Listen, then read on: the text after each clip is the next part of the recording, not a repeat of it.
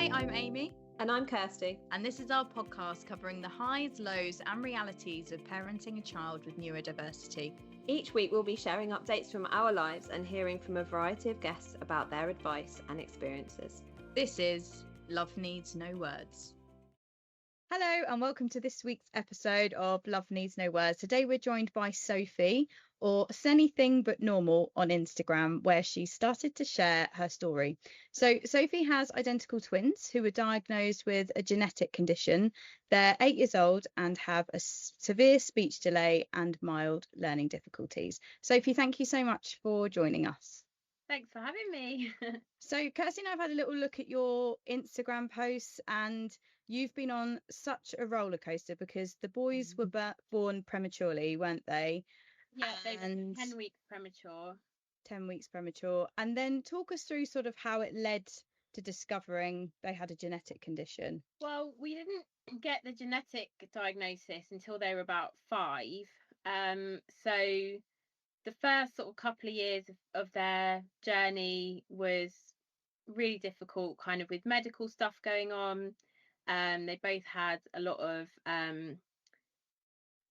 problems medically, and they needed surgery. So they've had 4 general anesthetics between them. We had a lot of problems with one of the twins with sort of feeding, and he needed to be fed with an NG tube, and so we were kind of constantly back and forth, getting admitted and discharged and admitted again. So I'd say like the first 18 months of their life was just kind of constant back and forth into hospital, and then things kind of finally started to settle down a little bit, and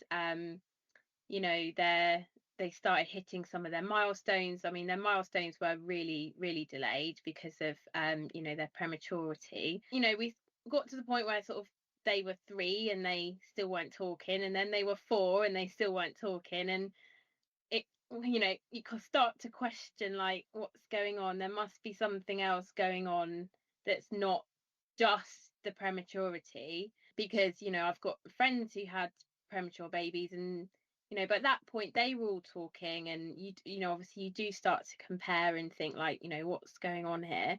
And one of the children actually had he was under the care of the cranial facial team at one of the hospitals near us, because he had to have a full skull reconstruction when he was 15 months. So as part of those follow-up appointments, there was a guy in the room who was a genetics consultant, and this was probably our 3rd or 4th follow-up, and met him a few times before, and he kind of just out of the blue said, like, would you like me to do some tests to see if there's anything else going on here? And we were like, yes, please do, because like we just need some answers. And I was kind of a bit like, why haven't we been offered this before? Yeah.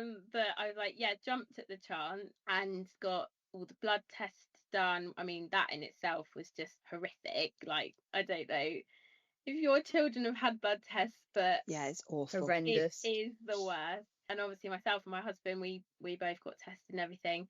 And so eventually we got this diagnosis that they had this condition called 22q11 deletion syndrome. So it's essentially part of chromosome 22 that's missing, and it's also, it can be referred to as something called the George syndrome or velocardiofacial syndrome. All these big words.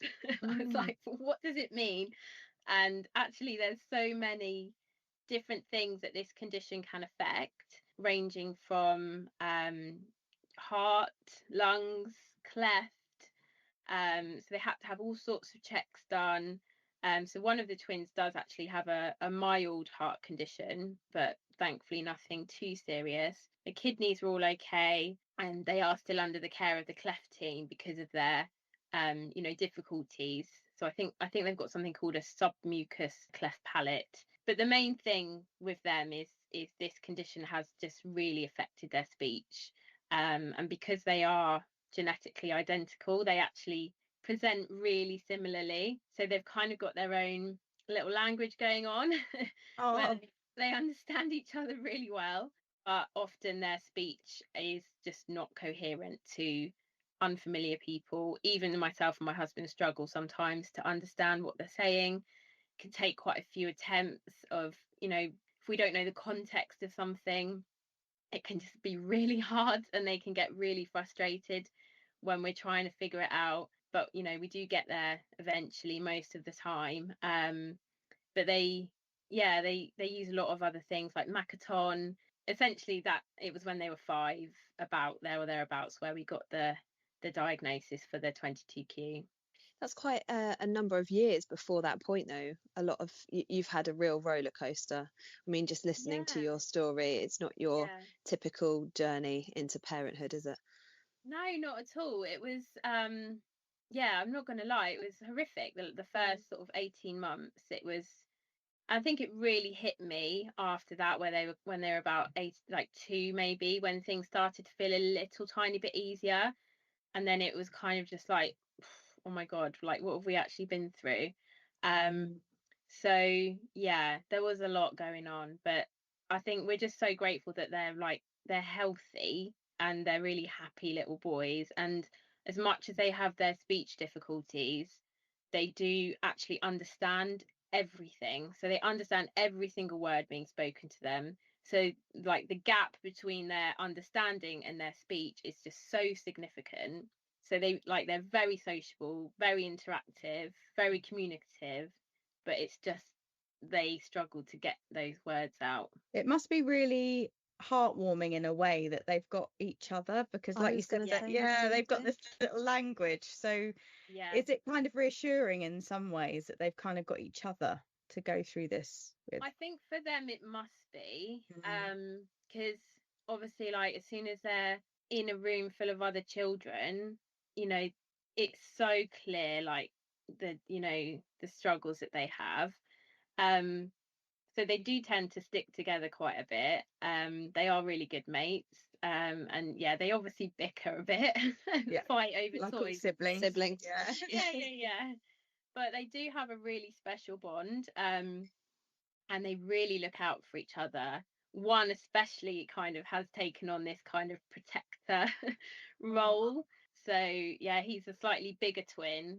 Funnily enough, not the oldest twin, but he is physically bigger. So he's kind of naturally taken on this kind of protector role, which is really cute. Was he the twin that was born, the stronger twin when he was born? Because you speak on your page about obviously the reasons as to why the twins were premature, and the difference in size of the 2 boys, and the reasons behind why they ended up being premature. So the one that's a bit bigger now, he was born bigger, and he had much less going on kind of medically when they were first born. So he did still need, I say much less, there was still so much going on. Like, he still needed like intubation. He was in intensive care. He had like air around his lungs. He had to have CT scans. There was all sorts of stuff. But comparatively to the other twin, he had a lot less going on. And he was always kind of the stronger one, sort of medically. But it was him, the bigger twin, who had to have the skull reconstruction, and that was like a 5.5-hour surgery when he was 15 months. And I'd say that was probably one of the hardest things we've been through. Really tough. Because even though like the surgery was lower risk than the surgery the smaller twin had, it was much longer. Obviously it's right next to the brain. It's amazing what these surgeons can do. And also he had like a really awful episode after he came round, where I was just cuddling him and he just kind of started violently shaking. I think he had a reaction to the morphine, and just everyone rushed in. I honestly thought we were going to lose him. Like, it was horrific. So like that moment for me was kind of everything that we'd been through. That was actually probably the hardest, if not one of the hardest, because in that moment I did think like we were going to lose him. Gosh, so so difficult. It was. Then what I mean is, like, when it just all finished and then everything just hit me and I was like, I can imagine. what have we just been through? But no, they were They're just such little fighters, honestly. They really, really are. And we talk about this journey, we've talked about it many times, being a bit like a grieving process. What was it like for you? I guess in some ways it must have been a little bit of a relief finding out about the genetic condition after that many years of not knowing what was going on. Yeah, it really was. It definitely, relief is the right word. It was kind of like a light bulb moment for us, where we just thought, gosh, this explains a lot. And it hadn't actually come from myself or my husband, so it's one of those like just random things where actually I think with 22q 8 or 9 times out of 10 it is just random, and only 1 or 2 times out of 10 it's from the parents. So yeah, it was definitely a relief to find out, but we were given a lot of information. I mean, the booklet was like this thick, and there's so much stuff that it can affect, and like later in life it can cause problems, and there can be different problems at younger age than there is at once they reach kind of being a young adult. But then you don't know whether that's going to affect your children or not, because there's such a varying range of things that could happen from having this condition. I don't think there's a huge amount of data on like life expectancy, so it's all a bit like, oh, I don't really know, like I want to get some more information on that stuff, but you just don't know exactly what's going to happen. So I think we just try and not let it like consume us too much, and just like live day by day, really. I think we can empathize with that a little bit, can't we, Amy? We've spoken to a lot of people who say the same thing, and like we have a lot of conversations around the question marks that none of us can really answer, but you do think about at points, and it's this hard thing around potentially wanting a crystal ball so that you can kind of see what the future might look like, but actually obviously not having that, it is challenging. I think we'll just like I say, like live in the moment and just enjoy how funny and cheeky and happy they are. And and they've come such a long way in such a short amount of time, so that that must help in a way to just kind of live in these moments when they are both healthy and they are progressing in some form. So you said both of your children are in mainstream school. What does that look like for them, and are they in the same class? Originally I wanted them to be in the same class, but the school had quite a set policy, and then actually when we spoke to their nursery, they said they thought they actually learn and respond better when they're separate. So we were like, okay, well, let's go with it and see how it goes. So we did that for 2 years. So they were in a big kind of 2-class intake school, 30 kids in each class. And it was it was good. The school were meeting needs, and they had lots of friends, always getting invited to birthday parties. My God, our weekends were just like having like one kid in each class. It was a birthday party. Divide and conquer. But it was actually really sweet because they always both got invited to all the parties. That's really nice. But so that, I think, like, it was good in a sense, but we got to a point where we were like, this school's quite academic and big, and we just didn't get that like vibe that the school were gonna like really nurture them through primary. And I was starting to worry that they would get a bit lost in quite a big school and struggle academically. So I came across this other school. I wasn't actually really looking at that point, but I found out about it. Much smaller, and much more of a focus on children with special educational needs. Had a look around, like literally fell in love with this school. I just thought this is the perfect place for them. But so we've moved them, but it was a tough decision because they did have a lot of friends, and they were so well loved. There was like pros and cons, had like 10 lists of pros and cons.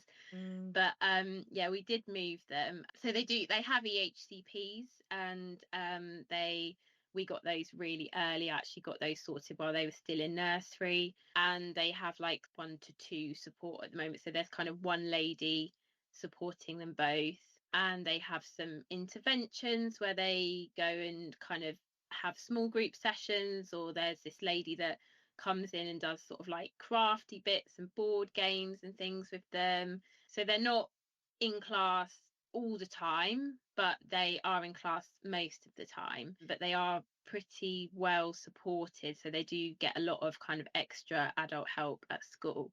But yeah, I think actually having them in the same classes has actually brought them closer together. I think their bond has got a bit stronger since they've been in the same class, so it is quite nice. Them being in the right school makes such a massive difference as well. You've spoken about them being so happy.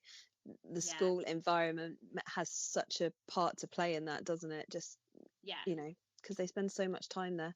I'm really glad that you found that place for them. And it's funny how you get that gut instinct feel as well. The only downside was we moved them from like a primary, so like a reception to year 6, to a first school.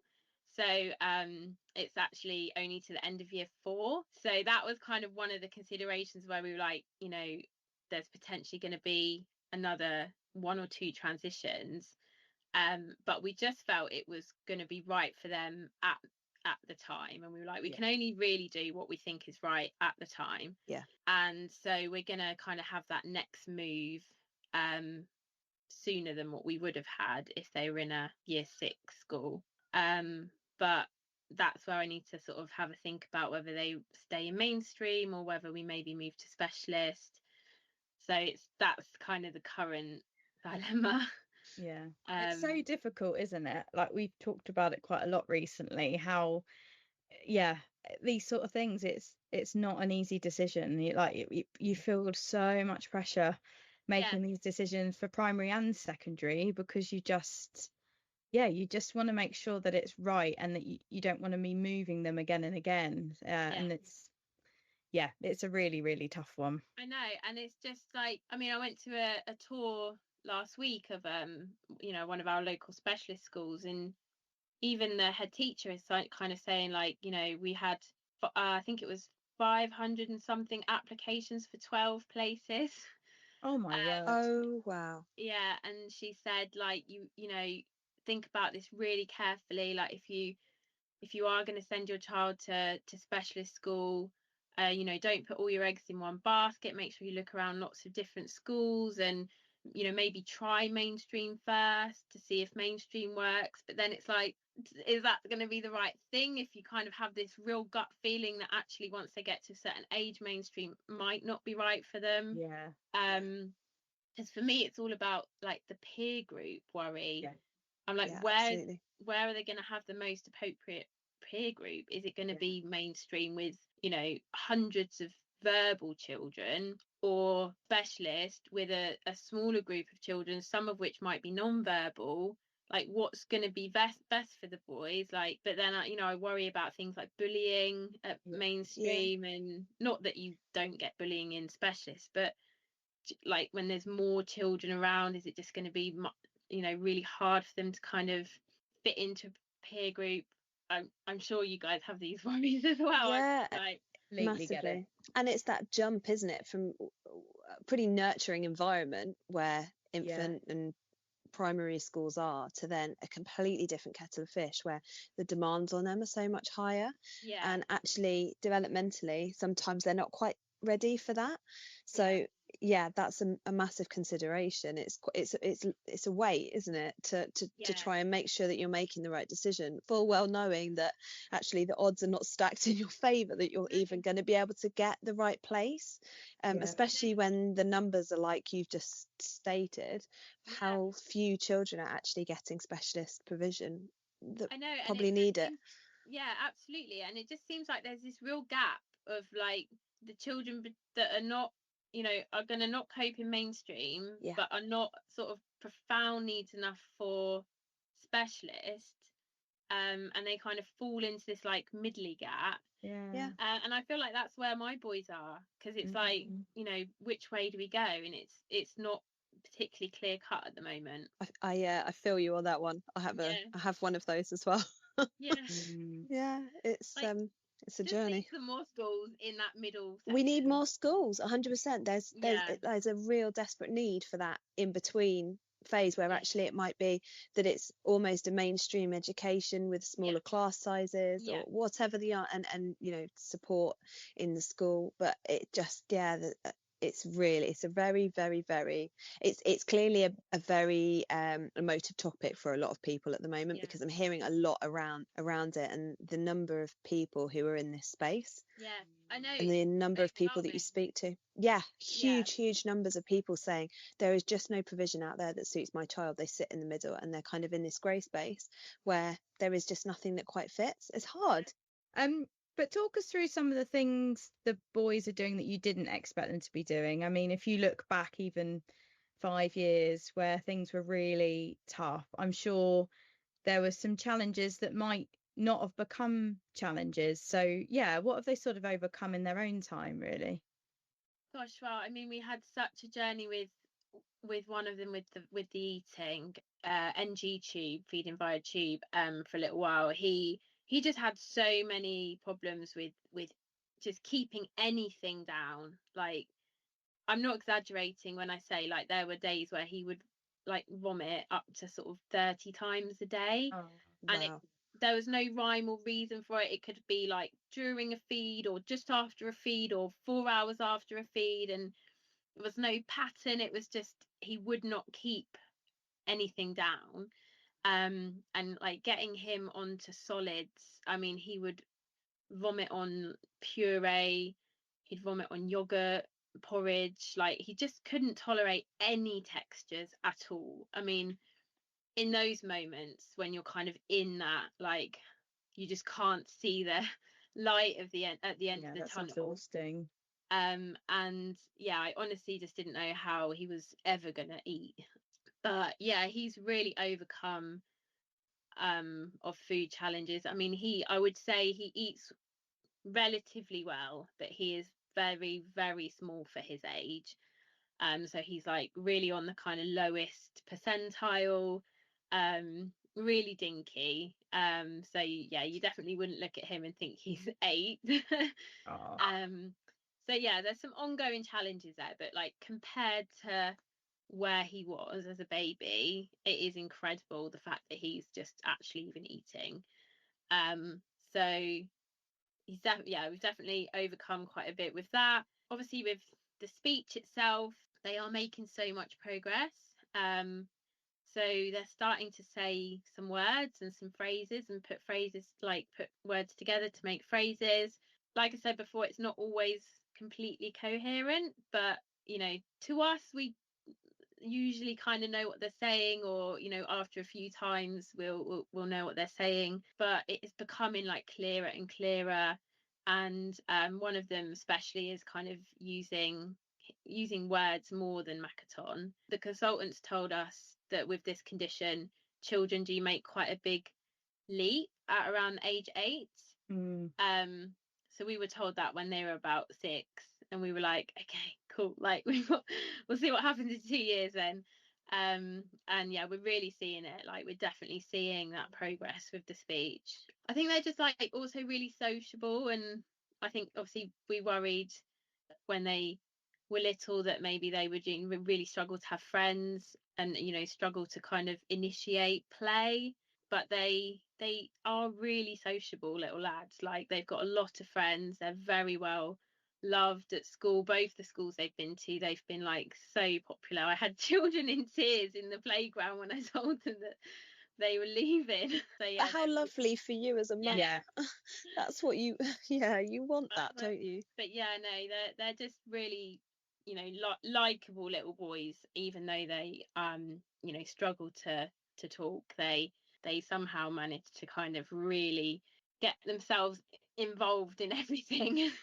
And do you go out as a family? Sort of, how do you deal with that? I mean, you say the boys have got a strong bond, but is it challenging taking them out together? What are some of the sort of difficulties you face? Yeah, so we do, like, we do a lot. Yeah, we do a lot as a family. Probably too much, when you just think to yourself, like, I don't know if you guys find this, but I just think to myself, like, why have I booked so much stuff in this weekend? Like, so yeah, I think the boys, like, they do need the downtime sometimes. If, like, for example, I think it was last weekend, we went to Lapland on the Sunday, and then I thought, well, they're just absolutely like wiped out. I cancelled their after school activities on the Monday and Tuesday and just kind of let them have that time after school just to chill. But yeah, like going out, we do a lot. So they love like soft plays, they love playgrounds. We quite religiously do park run as a family, and then we'll sort of take them to junior park run as well. So we're quite active. We've got a big family as well, so you know, we're often kind of seeing family, so it can be quite overwhelming for them sometimes, but I think they do well. Like you know, I follow a lot of accounts on Instagram that are, you know, families with autistic children, and I think we probably don't struggle with that overwhelm as much as some families do, but we do certainly need that downtime sometimes if we've had like a busy period. And the boys actually just love being at home and just playing with their toys, and they're really into like the Nintendo Switch at the moment, so Super Mario obsessed. So yeah, they'll often just kind of say home, like they want to go home. So yeah, so I'd say the two things that they struggle with the most are like dark things. So cinemas for us have been horrendous, and loud things. So yeah, I managed a couple of cinema trips with them when they were really little, like kind of 3.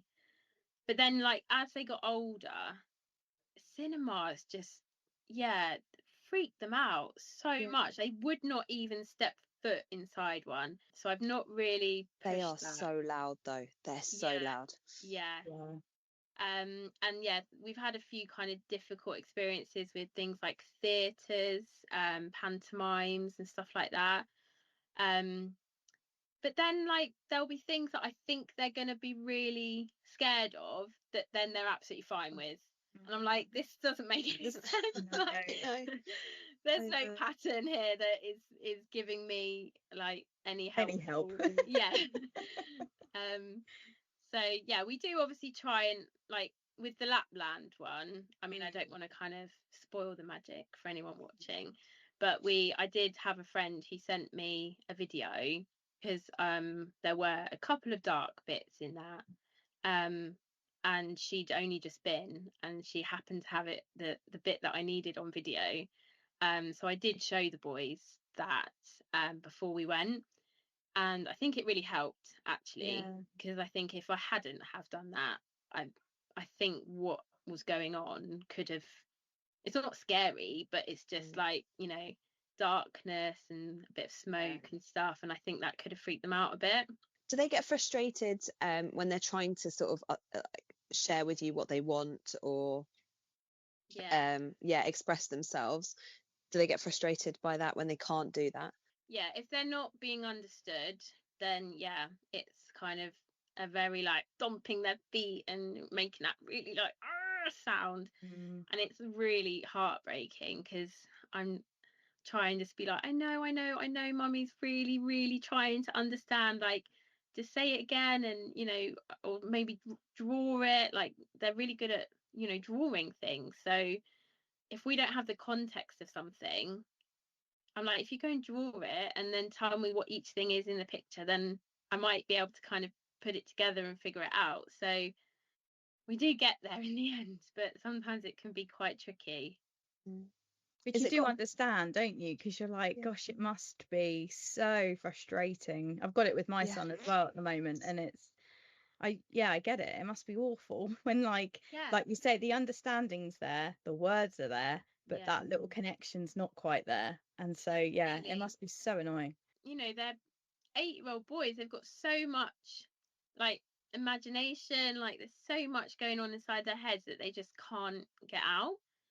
And in that, when I think about it like that, it does make me really sad. But then I do just try and remind myself that, you know, we actually have a really kind of special unit going on, and, you know, we understand their little language more than all the other adults in their life do. So, you know, they feel really safe with us, you know, and that kind of makes me less sad.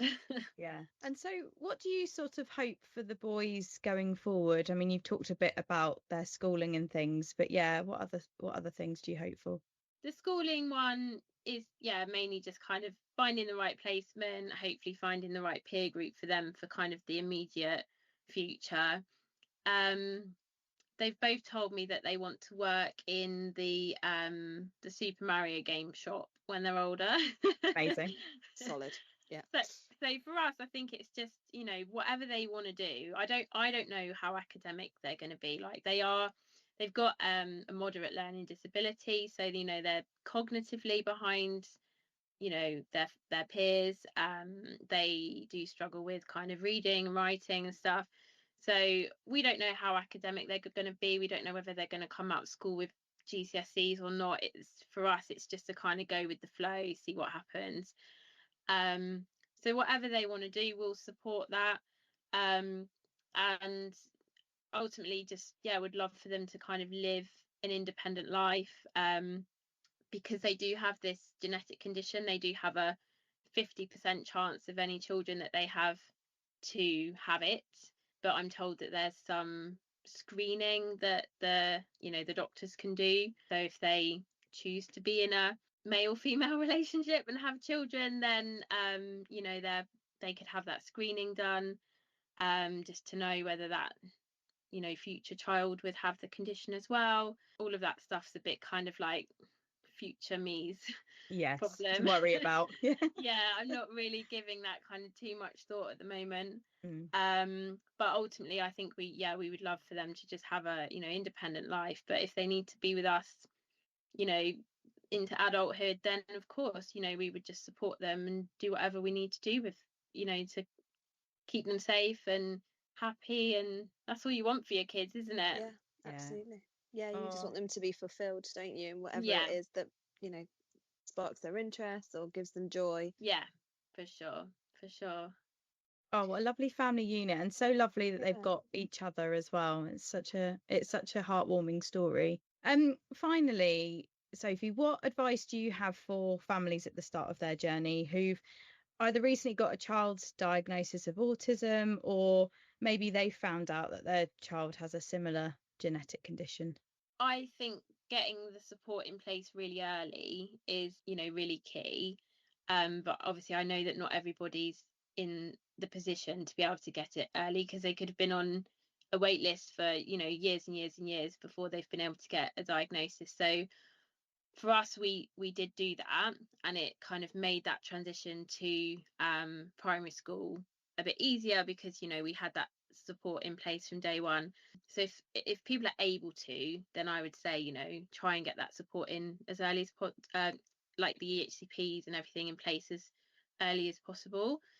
But if not, then just kind of find people that have been through the process and who can help you navigate it, because it's a really overwhelming place to be. The sort of the SEN world is so much stuff to learn, and it can be really overwhelming. And then things like having the diagnosis, just try not to worry, try not to think too far ahead. I think just kind of not worry about the future too much. It's easier said than done, but kind of just try and live a bit more in the moment and kind of take things day by day. Because I always think like I'm a worrier, but inevitably things never work out the way that they've gone in my head.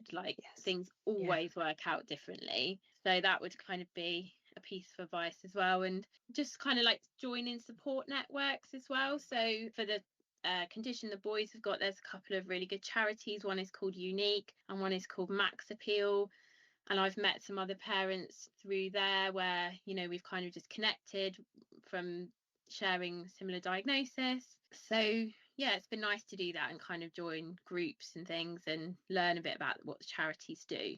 Just enjoying the kids for who they are, really. I know, yeah.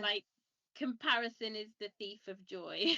Completely. So yeah, trying not to kind of dwell on like, oh, my kids aren't doing this or aren't doing that, but just like really embracing what we do have and not worrying too much about like what could have been. You know, and whilst we haven't had like lots and lots of verbal conversations throughout their lives to date, you know, we've had like so much love and laughter, and yeah, they are hilarious children. Like they make us laugh every day. So yeah, I think just count your blessings, really. Yeah, that'll be really nice for people to hear as well, because a lot of people who are listening are either kind of in the space where you are or early on in their journey. And actually, when you're early on in your journey, it can be quite difficult to see past like the initial sort of overwhelm and sort of, yeah, everything's been thrown up in the air. So to hear it from someone who's like a little bit further down the road, that actually, do you know what, you can get to this pace where you can just enjoy the children that you have or the child that you have for who they are, and you're not thinking about the diagnosis all the time, because you know at the beginning sometimes that is what you think about all day every day, but actually it doesn't have to be like that. Absolutely. You know, forever. Yeah, and you know, everyone always says to you like, oh, it's just a phase, and like when you're in it, you're like, shut up. Yeah, it doesn't feel like a phase. Yeah, like doesn't feel like it's ever gonna end. But yeah, obviously when you look back, you think, okay, well, we got through that, and there's going to be other things that come up, and yeah, we'll get through them. But it's hard. It's really hard when you're in it, and you know you're consumed by whatever phase you're in at the time. But yeah, it all passes eventually. And like you said, focus on how far they've come, not what they're not doing now. Yeah, no, absolutely. It is, when I look back at pictures and videos and stuff, I love like when Facebook memories pop up and things, and I'm just like, whoa, yeah, it blows my mind. So yeah, that's a really good point. Sophie, thank you so much for coming on the podcast and sharing your story. And I'll just repeat the name of the Instagram page. So it's Anything But Normal for anyone that wants to follow Sophie's journey. And yeah, thank you for doing it, because not only to raise awareness of the genetic condition itself, but just to kind of help others that are in a similar situation. So thank you. Yeah, no worries. It's been lovely talking to you guys. And you.